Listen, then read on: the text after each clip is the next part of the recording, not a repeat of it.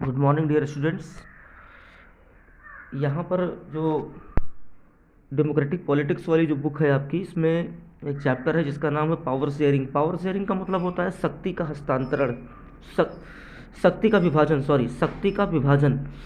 तो शक्ति का विभाजन क्या है? एक शासक अपने पास सारी शक्तियों को न रख करके शासन के विभिन्न विभिन्न जो है लेवल पर कुछ शक्तियों का जो है बंटवारा कर दिया जाता है। ऐसे जो है सिस्टम को कहते हैं शक्ति का विभाजन।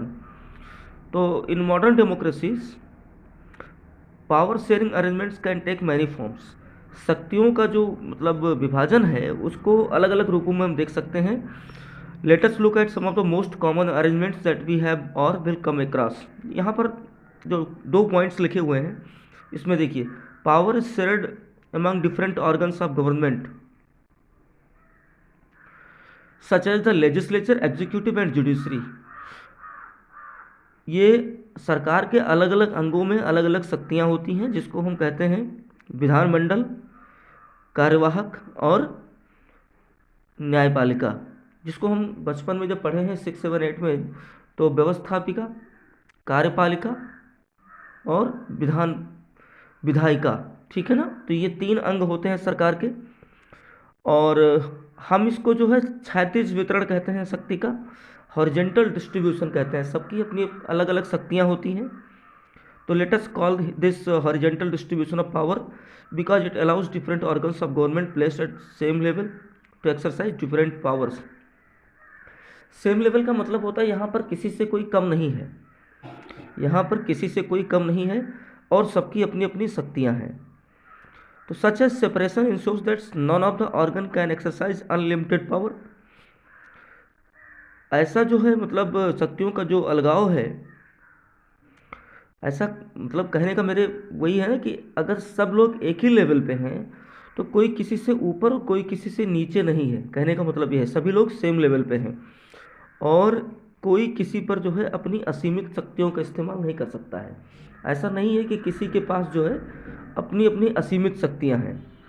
Each organ checks the others. और यहाँ पर यह है कि हर एक ऑर्गन जो है दूसरे को चेक करता है। जैसे अगर मैं कहूँ कि संसद में कानून बनता है तो कानून को संसद में प्रस्ताव जो है किसी भी कानून को लेकर के जब मतलब रखा जाता है कि या कोई संविधान में संशोधन होना है तो उसको पहले एक हाउस में जब पारित कर लिया जाता है, मेजॉरिटी से उसको एक हाउस में जो है पास कर लिया जाता है, उसके बाद वो दूसरे हाउस में जाता है। अभी वो एक ही लेवल पे है, अभी वो लेजिस्लेचर लेवल पर ही है, अभी वो विधानमंडल लेवल पर ही है, लेकिन वहाँ भी 2 हाउसेस हैं। अगर राज्यों की बात करें तो राज्यों में किसी किसी राज्य में एक ही हाउस होते हैं। अगर राज्य किसी विषय पर कानून बनाता है तो वहाँ राज्य में कहीं कहीं किसी किसी जो है स्टेट में एक ही हाउस है और किसी किसी स्टेट में 2 हाउस है। तो जिस स्टेट में 2 हाउसेस होते हैं वहाँ पर उस प्रस्ताव को 2 अलग अलग हाउसेस से गुजरना होता है। और अगर किसी स्टेट में एक ही हाउस है तो उसको जो है एक ही हाउस से जो है पारित कर लिया जाता है। उसके बाद वो माननीय राज्यपाल महोदय के पास जाता है। फिर वो उस पर जो है राज्यपाल को यदि लगता है कि कुछ चीज़ें कानून संगत नहीं हैं या अगर उसको थोड़ा शक है तो वो जो है जुडिशरी से कंसल्ट करता है। और जब जुडिशरी से कंसल्ट करता है तब उसको पता चलता है कि ये जो भी प्रस्ताव है ये संवैधानिक है या असंवैधानिक है। अगर संवैधानिक है तो वो उस पर हस्ताक्षर कर देता है, नहीं है तो उस पर हस्ताक्षर नहीं करता है और वापस उसको रिव्यू के लिए भेज देता है। ठीक है ना। तो ये हो गया।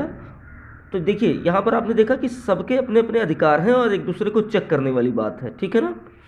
और जब वो ऐसा हो जाता है, मान लीजिए राज्यपाल महोदय या वहाँ कि सेंट्रल गवर्नमेंट में जब राष्ट्रपति महोदय इसको जो है पारित कर देते हैं, वहाँ पर भी जैसे पहले लोकसभा में अगर कोई प्रस्ताव पारित हुआ तो लोकसभा से वो राज्यसभा में जाता है, या राज्यसभा में हुआ तो पहले उसके बाद लोकसभा में जाता है, फिर वो ऑनरेबल प्रेसिडेंट के पास जाता है। वो सुप्रीम कोर्ट के जज से उस पर जो है कंसल्ट करता है कि इसमें कोई ऐसी बात तो नहीं है, क्योंकि सुप्रीम कोर्ट संविधान का कस्टोडियन है, उसके मतलब उसका रखवाला है। सीधे कह सकते हैं कि भारत में कोई ऐसी चीज़ें ना होने पाए जो असंवैधानिक है।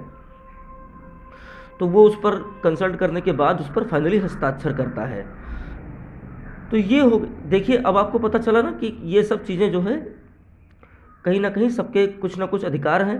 उसके बाद जब क्या स्टेप आता है, उसके बाद जो है अगर वो कानून बन गया फाइनली, तो सभी जो है डिस्ट्रिक्ट, सभी राज्यों, अगर वो केंद्र सरकार ने बनाया तो वो सभी राज्यों, अन्यथा अगर राज्य सरकार ने बनाया तो सभी जिलों तक उसको एग्जीक्यूटिव्स के पास पहुंचाया जाता है। एग्जीक्यूटिव्स उसको लागू करवाते हैं अपने अपने जो है संबंधित जिले में या संबंधित राज्य में, जो है एग्जीक्यूटिव्स उसको लागू करवाते हैं। तो ये एग्जीक्यूटिव्स हो गए, अर्थात कार्यपालिका हो गई। तो मेरे मेरे ख्याल से आपको ये चीज़ें समझ में आ गई। लेजिस्लेचर मतलब होता है विधानमंडल, जहाँ पे कानून बनता है, जिसको आप संसद कह सकते हैं, और या फिर विधानसभाओं के मामले में, राज्य विधानसभाओं के मामले में विधानसभा कह सकते हैं। और उसके बाद जो है उस पर जो है जो न्यायिक अधिकरण है हमारा, उस पर फाइनली मुहर लगाता है कि ये संवैधानिक है। फिर वो फाइनली जो है एक कानून बन जाता है, और उसके बाद जो है जिले के या फिर राज्य के जो पदाधिकारी होते हैं, एग्जीक्यूटिव्स के पदाधिकारी, वही उसको लागू करवाते हैं। तो आपने देखा कि सबके अधिकार हैं, लेकिन कोई अनलिमिटेड राइट्स टू एक्सरसाइज नहीं कर रहा है। तो इस प्रकार से जो है ये हो गई बात पावर शेयरिंग की, ठीक है ना। और यहाँ पर फेडरलिज्म एक शब्द आता है। फेडरलिज्म का मतलब होता है संघवाद, कि तमाम ऐसे जो है सब्जेक्ट्स हैं जिस पर केवल और केवल, भले ही राज्य सरकारें हैं भारत में, लेकिन इस पर केवल और केवल जो है मतलब अपने कानूनों को केंद्र सरकार जो है राज्यों पर थोपती है। ये बाकायदा जो है संवैधानिक प्रावधान है कि ये अधिकार जो है मतलब जो केंद्र सरकार है वो राज्य सरकार पर जो है थोपेगी, और इसके लिए वो मना नहीं कर सकती है। तो इस बात को कहते हैं फेडरलिज्म। और अर्थात प्रोविंशियल गवर्नमेंट को वो सारे कार्य करवाने पड़ते हैं, भले ही वो चाहे या ना चाहे, ठीक है ना, क्योंकि उसको किसने बनाया है, केंद्र सरकार ने बनाया है। तो इस प्रकार से आपके लिए क्वेश्चन है कि what is power sharing and what are executives, what is legislature, executive and judiciary.